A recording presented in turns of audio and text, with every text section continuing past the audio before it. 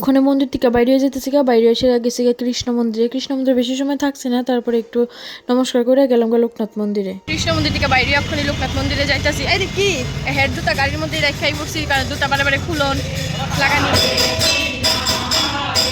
বাজাও বাজাও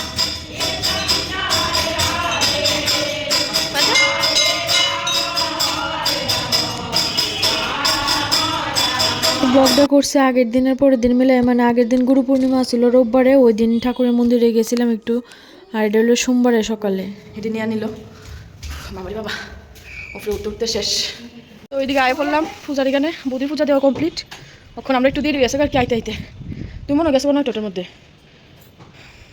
আজকে হইলো শ্রাবণ মাসের প্রথম সোমবার। বোনও আগে বাবার স্নান টান করে লেতেছে। বোনও আগের বছর করতে পারছে না, বাবা মারা গেছিল, তো এই বছর করতেছে। আমিও আমার জীবনে প্রথম, তো আগে তাই স্নান করে লেছি, তারপরে আমি বাবার স্নান করাইতেছি।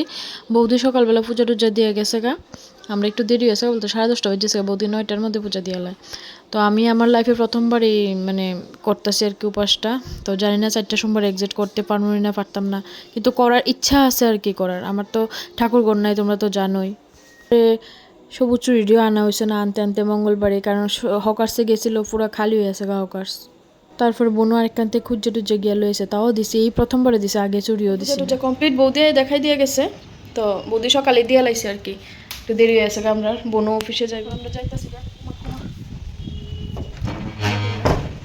কি আইসি এদিক তো নিজেও করতে পারি না, এর বাবা কি অর্ডার দিছে, কিছু না কয়েছে অর্ডার দিয়ে লাগে সময় সময় খুব রাগ উঠে। আগের একটা বোতল ছিল, তাও এটা আছে, এর আগে নতুন কিন্তু আগে আসিল, তাও আবার একটা আনছো। কি অবস্থা, কিন্তু বোতলটি সুন্দর আছে ঠিকই।